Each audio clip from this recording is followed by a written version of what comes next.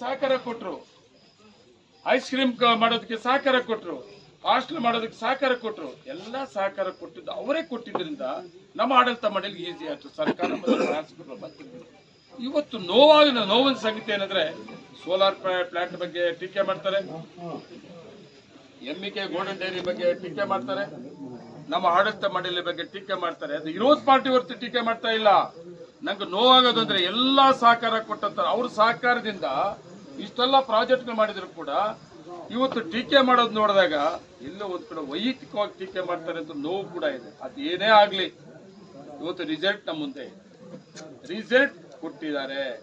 ಇವತ್ತು ಆಡಳಿತ ಮಂಡಳಿ ನಾವು ತಗೊಂಡಂತ ತೀರ್ಮಾನಗಳಿಂದ ಇವತ್ತು ಮಾಲೂರು ತಾಲೂಕಲ್ಲಿ 3-3 ಗೆದ್ದಿದ್ವಿ.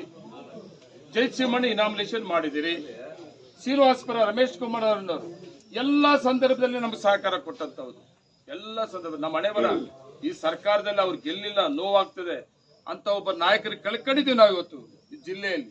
ಈ ಸರ್ಕಾರದಲ್ಲಿ ಒಬ್ಬ ನಾಯಕರು ಓದಿದ್ದಿದ್ರೆ ನಮ್ಮನ್ನ ಈ ರೀತಿ ಬಿಡ್ತಾ ಇರ್ಲಿಲ್ಲ. ನಾನು ಎಲ್ಲ ಒಟ್ಟಿಗೆ ತಗೊಂಡು ಹೋಗ್ತದೆ. ನಾನು 5 ವರ್ಷ MLA ಇದ್ದಾಗ ಮೈತ್ರಿ ಸರ್ಕಾರದಲ್ಲಿ ಅವರು ಸ್ಪೀಕರ್ ಆಗಿದ್ದ ಸಂದರ್ಭದಲ್ಲೂ ಕೂಡ ನಮ್ಮನ್ನೆಲ್ಲ ಕರೆದು ಮಾತಾಡೋರು, MLA ಕರೆದು.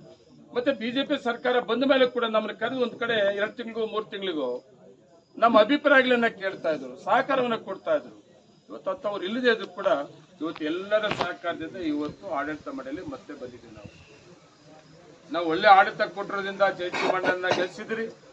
ನಾವು ಒಳ್ಳೆ ಆಡಳಿತ ಕೊಟ್ಟಿರೋದ್ರಿಂದ ಸುಮಾರು ಜನ ಮೆಜಾರಿಟಿ ಡೈರೆಕ್ಟ್ ಗೆದ್ದಿದ್ವಿ. ಒಳ್ಳೆ ಆಡಳಿತ ಕೊಟ್ಟಿದ್ರಿಂದ ನಮ್ಮ ನಾಯಕರುಗಳು ಮತ್ತೆ ನಿರ್ದೇಶಕರು ನನ್ನ ಕೂಡ ಅಧ್ಯಕ್ಷ ಮುಂದುವರಿಯಪ್ಪ ಅಂತ ಹೇಳಿದ್ರಿ. ಇವತ್ತು ಮುಂದುವರೆದು ಮೊದಲನೇ ಬೋರ್ಡ್ ಅಲ್ಲಿ ನಾವು ತೀರ್ಮಾನ ತಗೊಂಡಿದ್ವಿ. ಹಾಲು ಉತ್ಪಾದಕರ ಪರವಾಗಿ ಮೊದಲನೇ ಬೋರ್ಡ್ ಅಲ್ಲಿ ತೀರ್ಮಾನ ತಗೊಂಡಿರೋದು. ಇವತ್ತು ವಿಭಜನೆ ಆದ್ಮೇಲೆ ನಾವು 7-7.5 ಲಕ್ಷ ಲೀಟರ್ ಹಾಲು, 1 ವರ್ಷದಲ್ಲಿ 10 ಲಕ್ಷ ಲೀಟರ್ ಹಾಲು ಉತ್ಪಾದನೆ ಮಾಡಬೇಕು. ನಾನು ಬೋರ್ಡ್ ಅಲ್ಲಿ ತೀರ್ಮಾನ ಮಾಡಿದ್ವಿ. ಏನ್ ಮಾಡಬೇಕು? ಸಂಘಗಳನ್ನ ಹೆಚ್ಚಿಗೆ ಮಾಡಬೇಕು, ಹಾಲು ಉತ್ಪಾದನೆ